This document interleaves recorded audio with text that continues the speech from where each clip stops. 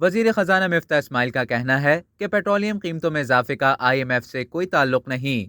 Petroleum कीमतों में इजाफा आलमी सतह पर महंगाई की वजह से है। विफाकी काबीना के आज हुए इजलास में अहम फैसले किए गए। वजीर खजाना ने इजलास में ब्रीफिंग देते हुए बताया कि पहला बजट है जब अमीरों पर टैक्स और गरीबों को रिलीफ दिया गया। वजीर खजाना ने बताया कि IMF से मुज़ाकरात का अगला दौर आज और कल रात को होगा। मुज़ाकरात में पेशरफ्त होगी।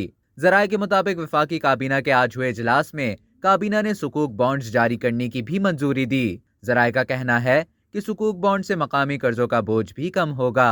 अब तक के लिए इतना ही। मजीद खबरों और न्यूज़ अपडेट्स के लिए डेली जंग को सब्सक्राइब करना ना भूलिए।